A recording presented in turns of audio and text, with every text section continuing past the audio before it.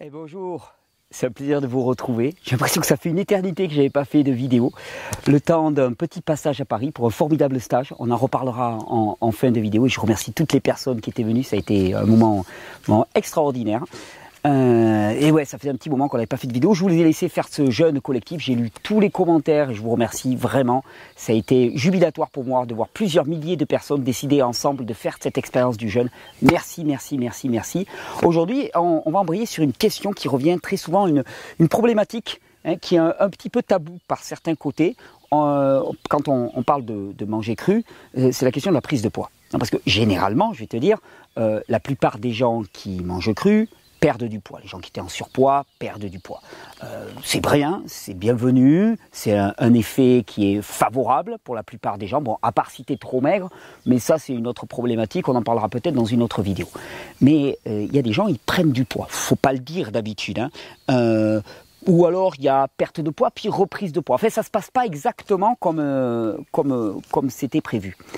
Alors, si tu grossis en mangeant des fruits et des légumes principalement, la première remarque qui vient la plupart du temps, c'est non mais attends, en vérité il fait pas ça, il triche. Je vais essayer de vous montrer dans cette vidéo que c'est un peu plus complexe que ça et qu'il y a peut-être des choses à considérer. Alors comment se fait-il que certaines personnes prennent du poids en mangeant cru? Ce que j'appelle manger cru, c'est introduire une bonne part de fruits et de légumes crus dans leur alimentation, des jus et ainsi de suite. Quelque chose qui normalement devrait être un régime qui va vers la pleine santé, donc un équilibrage du poids et pas une prise de poids. Alors déjà, on va s'entendre, quand on dit manger cru, on n'a rien dit. Parce que comme on s'entend, qu'est-ce que tu manges? Et là, on rentre dans un domaine qu'on appelle la guerre des macronutriments. Tu connais pas la guerre des macronutriments? C'est un peu comme Star Wars, il y a des tas d'épisodes. La guerre des macronutriments, globalement, sur Internet, c'est est-ce que tu manges des sucres ou est-ce que tu manges du gras? Parce qu'il y en a beaucoup qui vont dire, non mais attends, si tu manges du sucre, bah, tu vas grossir, tu vas prendre du poids. Ça, c'est les partisans des régimes pauvre en sucre et riche en graisse, régime dit cétogène. Et puis à l'inverse, il y a ceux qui te disent non mais attention, surtout pour perdre du poids et avoir une belle ligne, il faut manger des sucres autant que tu veux. On te dit tu peux manger autant que tu veux, tu peux te gaver de sucre, y compris de sucre blanc, tu prendras jamais de poids. Non mais c'est assez énorme comme truc. Mais surtout pas de gras. Et si tu prends un gramme de gras, alors c'est pour ça que tu prends du poids en mangeant du sucre. Tu manges que du sucre, tu prends un poil de gras, c'est la faute du gras. Alors on va essayer, vous savez, dans ces vidéos, moi j'aime bien quand même, au-delà des dogmes et des religions, j'aime bien essayer de ramener ça à la physiologie, on va essayer d'étudier ça. Alors, je vous ai pris quelques petites études assez intéressantes, et celle-là, par exemple, qui est vraiment intéressant, calorie pour calorie, une restriction des graisses alimentaires résulte dans plus de perte de masse grasse qu'une restriction des sucres. Donc tu dis, ouais, nickel, donc en fait, il faut réduire les graisses, et à ce moment-là, tu perds du poids beaucoup plus facilement. Ils te disent que finalement, quand tu réduis la restriction de sucre, enfin quand tu fais une restriction de sucre, tu perds 53 grammes par jour de masse graisseuse, alors que si tu réduis les graisses, tu vas perdre plutôt 90 grammes par jour de masse graisseuse. Donc là, 1-0 pour la réduction des graisses par rapport au sucre. Et puis bon, alors c'est pas cool parce qu'en même temps, moi, dans mes recherches, je tombe sur une autre étude, le rôle de la dépense d'énergie dans les différentes de perte de poids. Et là, qu'est-ce qu'ils disent? Ces résultats confirment qu'une perte de poids est plus grande chez des femmes obèses qui consomment un régime pauvre en sucre plutôt que chez celles qui consomment un régime pauvre en graisse. Là, tu vas me dire, non mais attends, c'est quoi cette histoire? C'est juste totalement contradictoire comme histoire. Donc, globalement, un partout, balle au centre. Allez, on continue nos études, ça te dit? On se suit un petit peu là-dedans? Alors, hop, on en prend une suivante, parce que je vous en ai fait 3 ou 4 là, juste pour vous allez voir où je veux en venir. Energy expenditure, donc la dépense d'énergie et la composition corporelle changent après un régime cétogène chez des personnes obèses. Et qu'est-ce qu'il conclusion? Conclusion, le régime isocalorique kétogène, donc cétogène, donc riche en graisse et sans du sucre, n'était pas accompagné par une augmentation de la masse graisseuse, mais par une augmentation de l'énergie expenditure, donc du métabolisme. Alors, tu vas te dire, ça va dans le sens de la perte de poids. Ok. Et puis, j'ai une autre étude que j'avais trouvée là, les effets d'un régime pauvre en graisse contre un régime pauvre en sucre sur 12 mois pour des personnes qui sont overweight, donc en surpoids. Et qu'est-ce qui conclut? Dans cette étude sur 12 mois, il n'y avait pas vraiment de différence entre le changement de poids entre un régime sain, hein, pauvre en gras, et un régime sain, pauvre en sucre. Hein, voilà leur conclusion. Alors, tu vas dire, non mais attends, c'est quoi cette histoire? D'un côté, on me dit, voilà, si tu manges pas de gras, tu vas perdre du poids. Si de l'autre côté, on te dit, si tu manges pas de sucre, tu vas perdre du poids. De l'autre côté, on te dit, bah en fait, ça fait strictement aucune différence sur 12 mois. C'est quoi la vérité? Alors, j'ai essayé dans cette vidéo de vous montrer qu'en fait, de la vérité, il n'y en a pas. Parce que on est toujours pris dans un truc qui est hallucinant. On donne du pouvoir à des éléments qui ne sont pas vivants. On te parle toujours d'alimentation vivante, mais ton alimentation, elle est jamais vivante. Ton alimentation, elle soutient la vie, mais ton alimentation, une fois que tu l'as consommée, elle n'est pas vivante. Et le problème, c'est que on néglige dans l'équation chaque fois, on néglige toi. C'est-à-dire que ta capacité digestive, ta capacité assimilative, ta capacité de transformation, la nature de ton biote intestinal, la nature des bactéries qui peuplent tes intestins vont complètement déterminer la façon dont tu vas réagir à un aliment en particulier. Hein. Et ça, on l'intègre jamais. Les nutritionnistes te disent tu dois prendre tant de calories, puis surtout tu ne dois pas prendre de sucre, surtout tu ne dois pas prendre de graisse, comme si c'était quelque chose qui était totalement prédictible. Or, c'est absolument pas le cas. C'est quoi la vérité? C'est qu'il n'y en a pas. Et tout est question de terrain, et tous les nutritionnistes qui te donnent des régimes particuliers en disant ça, tu vas perdre du poids comme ça, c'est bidon. C'est totalement bidon. Et tu marches sur leur foi. Alors, tu vas me dire, non mais attends Thierry, non mais c'est un peu énorme ça. Finalement, tu vas pas nous dire quoi manger. Et d'ailleurs, tu as remarqué dans les vidéos, je dis rarement ce que je mange moi ou ce que toi tu dois manger. Parce qu'en fait, je dis ce que je mange moi n'a aucune importance. Pour toi, ça n'a aucune importance. Et te dire ce que tu dois manger, je suis bien incapable. Peut-être que tu préférerais que je te ponde un programme à 50 € par mois ou à 500 € par mois hein, pour te dire quoi manger. Plus ça serait cher, plus ça aurait l'air crédible. Mais en fait, ça serait du foutage de gueule, excuse-moi l'expression. Ça serait se moquer de toi parce que je ne connais rien à ton terrain. Alors, on va essayer de dépoter ça un petit peu plus. Alors, on ne sait toujours pas pourquoi est-ce qu'il y a des personnes qui prennent du poids en mangeant cru. Alors, tu te dis, bon, Thierry, il m'a pas dit quoi manger, il va me dire quand manger. Hein, quand il faut manger dans la journée, parce qu'il y a aussi des grands débats là-dessus. Est-ce qu'il faut faire du jeûne intermittent? Est-ce qu'il faut faire un seul repas par jour pour perdre du poids? Est-ce qu'il faut faire des petits repas? Parce qu'il y a des gens qui disent, même si tu fais des tas de petits repas, tu vas beaucoup plus perdre de poids parce que tu maintiens ton métabolisme. Donc là aussi, on est allé voir dans les études, on a creusé dans les études. Alors j'ai trouvé 2 études très intéressantes, très intéressantes. Donc l'impact de la fréquence des repas et de l'heure des repas sur le Body Mass Index, donc l'index, le BMI, je ne sais plus comment on appelle ça en français, l'index de masse corporelle, c'est un index qui révèle un petit peu le caractère maigre ou gros des personnes. Et quelle est la conclusion? La conclusion, elle est stupéfiante. Nos résultats suggèrent qu'un plus grand nombre de petits repas sont associés, pourraient être associés, quand même, il module un petit peu, pourraient être associés avec une meilleure qualité de l'alimentation et un BMI, donc un index de masse corporelle qui est plus bas. Tu dis donc en fait, il faudrait grignoter toute la journée. Non, mais moi je vois cette étude là, je me dis non mais attends, ça va pas dans le sens de mon business. Moi j'ai fait des tas d'études, j'ai fait des tas de vidéos pour promouvoir le jeûne. Alors attends, je cherche une autre étude, tu vois, je vais en trouver quand même bien une qui va servir mon propos. Ah ben ça y est, oh rassuré. Eating 2 larger meals a day, donc manger 2 repas plus importants par jour, donc c'est une façon de faire du jeûne intermittent, hein, pas de petit déjeuner, est plus effectif et plus efficace que 6 petits repas pour des patients qui ont un diabète de type 2. Et la conclusion, quelle est-elle? Prendre seulement 2 repas réduit le poids corporel, la masse corporelle, réduit le glucose à jeun, la glycémie à jeun des personnes, réduit les marqueurs pro-inflammatoires et donc ces résultats suggèrent que pour un diabète de type 2, les patients qui mangent 2 repas par jour plutôt que de multiples repas, eh bien s'en sortiront beaucoup mieux.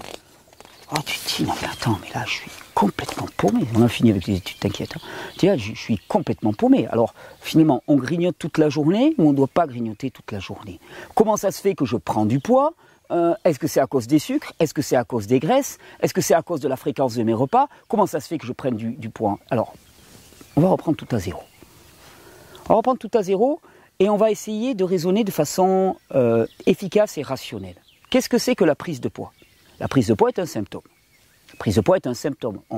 Je sais que dans notre société, on en a fait un problème en soi. La prise de poids est un symptôme. C'est simplement un symptôme. C'est un symptôme de quoi? Pourquoi est-ce que tu prends du poids, hein? Bon, globalement, on va arrêter les théories comme quoi tu prends du poids parce que tu manges comme un goré. On sait que la plupart du temps, c'est absolument pas le cas. Et puis quand bien même, si tu as besoin de te gaver de nourriture, c'est un symptôme de quoi? Qu'est-ce qui est en amont de tout ça? Et ce qui est en amont de tout ça, eh ben, c'est un besoin. C'est un besoin du corps, c'est un déséquilibre dans le corps qui n'est pas comblé, hein. Et le problème, c'est que dans toutes ces guerres de religion que tu m'as vu te présenter, gras ou pas gras, plusieurs repas par jour ou un seul repas par jour, il y a une chose qu'on oublie, une chose qui est fondamentale, c'est toi. Dans cette guerre de religion entre nutritionnistes, dans ce nutritionnisme, il y a une chose qu'on perd complètement de vue, c'est toi. Et ça t'éloigne de toi-même. Et toutes ces pensées qu'on a par rapport à la nourriture, toutes ces connaissances qu'on a par la nourriture, elles nous parasitent. J'ai pris un exemple, un truc fabuleux. Moi, dans ma jeunesse, par exemple, il y avait un truc que je n'avais jamais à table quasiment, et c'est pas un procès que je fais à mes parents, mais on n'avait jamais de beurre en table, ou très peu de beurre à table. Parce que dans les années 70, 80, 90 même, le beurre, le cholestérol, c'était la chose la plus ignoble qui soit. Fat make you fat, le gras te rend gras. Et j'ai trouvé, pour te montrer à quel point nous sommes manœuvrés par les images et par les médias, deux couvertures du Times Magazine. Il y en a une qui date de 1984. Et là, tu vois un œuf avec une moue, là, tu sais, c'est tout dégoulinant, ça te donne pas envie, c'est tout splatch. J'ai pas d'autre terme, c'est tout splatch, hein, avec marqué cholestérol. Et là, franchement, quand tu vois cholestérol associé à cette image, je te dis, ah, les œufs, le jambon, le ketchup, et ainsi de suite, ça te rend gros, obèse et mou. Et puis d'un seul coup, révolution, 2014, tu as un petit accent de beurre. Tu sais, on dirait une danseuse étoile avec son tutu là. Le beurre. Et là, quand tu vois butter et quand tu vois beurre avec ce petit accent là de beurre, tout de suite tu dis oh, le beurre c'est bon, ça rend léger, ça rend spirituel, ça rend gracieux et ainsi de suite. Mais tout ça, c'est du dogmatisme, c'est de la religion, c'est de la manipulation pure, hein. Il faut se référer à la physiologie. Et la physiologie, qu'est-ce qu'elle nous dit? Elle nous dit par exemple que quand on étudiait la fameuse question de l'index glycémique, c'est-à-dire la vitesse à laquelle des aliments font monter la glycémie à l'intérieur du sang, hein, des patients, quand ils ont fait une méta-analyse, c'est une équipe israélienne qui a fait ces recherches, qu'est-ce qu'ils ont découvert? Ils ont découvert que finalement, d'un individu sur l'autre, ça variait complètement. Pourquoi? Parce que chaque individu ne va pas avoir la même capacité digestive, la même capacité assimilative, parce que tous les individus vont avoir un microbiote intestinal, c'est-à-dire l'ensemble des bactéries qui jouent un rôle extrêmement important dans la digestion, l'assimilation, la transformation, l'utilisation, le stockage de tous les nutriments que tu vas consommer, et que d'un individu sur l'autre, c'était complètement différent. Et surtout, ce qu'ils ont montré, c'est qu'il y avait tellement d'autres paramètres autres que l'aliment en tant que tel, qui déterminait la façon dont ça allait élever la glycémie, la façon dont tu allais le stocker ou non, que par exemple, si tu vis dans une atmosphère extrêmement stressante, tu vas avoir une résistance à l'insuline, que cette résistance à l'insuline, elle va faire que finalement, tu ne vas pas pouvoir utiliser les nutriments, tu vas les stocker, tu vas te retrouver en vide d'énergie, alors tant bien même que tu as une alimentation pléthorique que tu vas stocker. Donc tout ça, c'était d'un terrain sur l'autre, que ce n'était pas prévisible. Et c'est vraiment l'essentiel de ce que je voudrais vous dire dans cette vidéo. Globalement, si tu manges cru et que tu prends du poids, mon meilleur conseil, tu sais quel est-il? Ben change. Change, il y a un truc qui va pas. Change, je ne dis pas obligatoirement change d'alimentation, mais change quelque chose. Si tu prends du poids et que ça ne te convient pas, change quelque chose, parce que ça veut dire qu'il y a quelque chose au niveau de ton terrain, au niveau des conditions dans lesquelles tu vis, qui n'est pas en adéquation. Hein.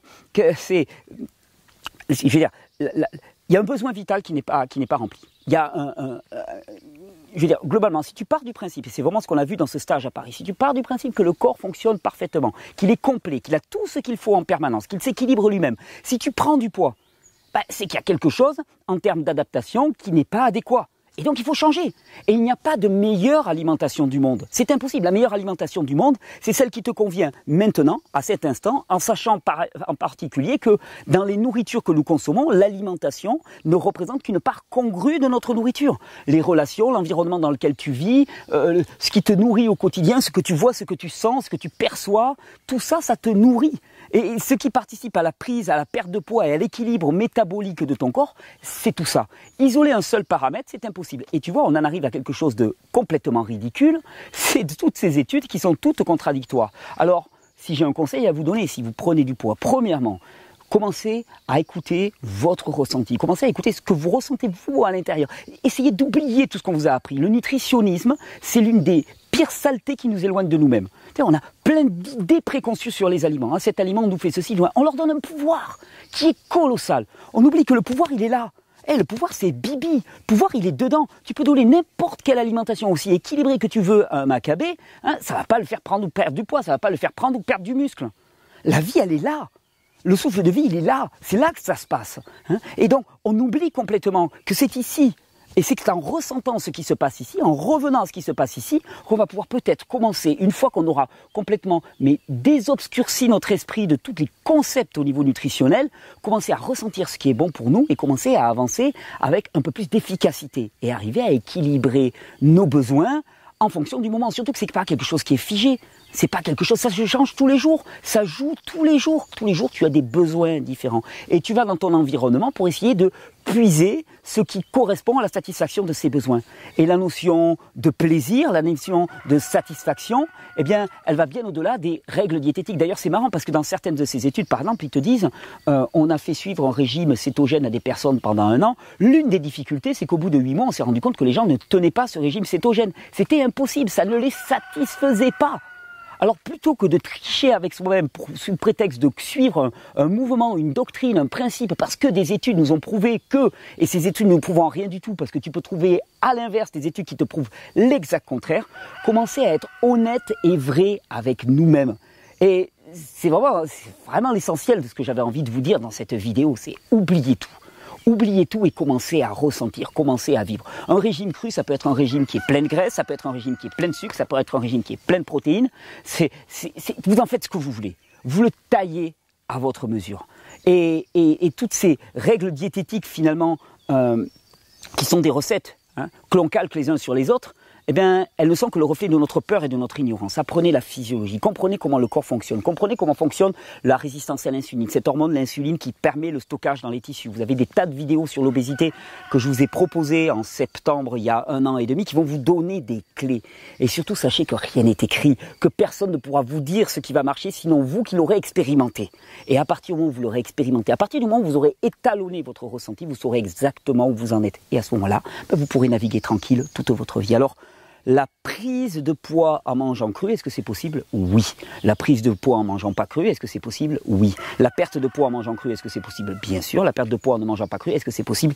Bien sûr. Pourquoi? Parce que ça correspond à une question de satisfaction des besoins à cet instant donné. Et s'il y a un but premier dans ces vidéos, c'est répondre aux besoins vitaux de l'organisme. Parce qu'à partir du moment où tu réponds aux besoins vitaux de l'organisme, qui ne sont pas que alimentaires, parce qu'en termes de nourriture, c'est beaucoup plus large, mais à partir de ce moment-là, ton corps est équilibré, ton système endocrinien est équilibré, ton système nerveux est équilibré, et si tout ça c'est équilibré, si l'adaptation qu'il y aurait demandé n'est pas trop importante, alors à ce moment-là, tu auras un poids qui correspond parfaitement à ce que ton corps manifeste actuellement. Il n'y a rien d'autre à dire, il n'y a pas de recette. Je sais que ça peut paraître un petit peu désespérant, mais il vaut mieux être dans l'inconnu mais hors dogme que croire un dogme qui est faux. Je ne sais pas vous, mais en tout cas moi, c'est ce qui me correspond.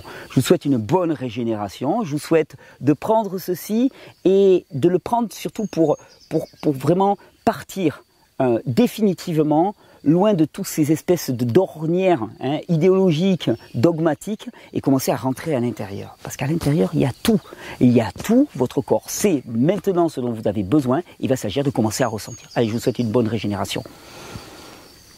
Petit clap de fin. Je voulais vous remercier avec beaucoup d'emphase toutes les personnes qui étaient présentes à Paris. On a passé un super week-end. Vous dire que tout bientôt, c'est la page de pub, tout bientôt, je vais vous mettre en ligne les dates pour les stages, la deuxième partie du stage qui va se passer en septembre et en novembre, les 2 autres sessions, qui sont connectés à la première mais indépendants. C'est-à-dire que s'il y a des gens qui n'ont pas fait la première, ils peuvent assister à la seconde ou ils peuvent assister à la troisième et ainsi de suite. Vous pouvez faire comme vous voulez. Et sinon, c'est un prime. On va avoir les dates, mais vous pouvez déjà les réserver. Du 7 au 14 novembre, dans les Pyrénées-Orientales, il va y avoir un stage résidentiel, un stage Régénère 2.0 qui n'aura rien à voir avec tout ce que vous avez connu, avec une mise en pratique radicale des lois de l'Hormèse, le chaud, le froid, la respiration. Je ne serai pas tout seul, ça va être un stage impressionnant. Les inscriptions ne sont pas encore ouvertes, mais vous pouvez déjà commencer à bloquer ces dates On vous l'annonce d'ici 15 jours, le temps de régler encore quelques petits détails administratifs. Sinon, si vous ne pouvez pas vous déplacer, je vous rappelle que sur la boutique du Sage Régénère, vous avez des clés USB, des téléchargements qui reprennent l'intégralité du cours. Et que si vous avez le temps, vous pouvez aller marauder un petit peu sur le site de notre partenaire Régénérescence, qui non seulement propose des excellents mélanges de plantes, des extracteurs de jus, des blenders qui ont été choisis, sélectionnés et testés par une équipe de personnes qui les utilisent au quotidien. Mais en plus, chaque fois que vous achetez chez eux, ça ramène une petite commission qui nous aide à faire ces vidéos, qui nous soutiennent dans notre action. N'oubliez pas de vous abonner, de balancer un petit pouce bleu pour nous soutenir. Et allez, bonne régénération.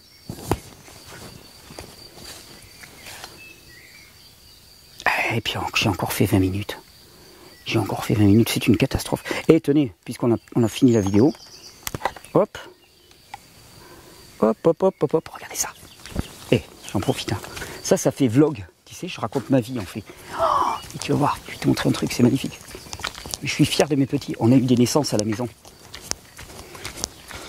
On les a isolés là parce que pour l'instant ils sont tout petits. Après ils sont en liberté. Où est-ce qu'ils sont les petits? Oh là là, viens toi. Viens ma belle. Hop, regarde, ils sont là. Regardez ça. Regardez ce que c'est mignon ça. On en a eu 4 petits qui sont nés. Et pour te dire qu'aussi que la sélection naturelle, elle ne fait pas de cadeaux. On a eu 6 naissances, il y en a 2 qui ont dégagé. Et tu peux te dire que quand tu regardes comment fonctionnent les animaux, tu te dis que le domaine de l'émotionnel, quand même, a quelque chose de particulier au niveau de l'humain. Parce que les 2 autres sont morts, et la maman, elle a choisi les plus forts. Allez, devenez plus forts. Bonne régénération. Ils mangent de la pastèque, je ne sais pas si tu vois. De la pastèque, de la courge, du melon. La dernière fois, on leur avait même mis un petit bout de coco. Ils ont beaucoup apprécié. C'est des canards crus. Mais ils prennent pas de poids, eux.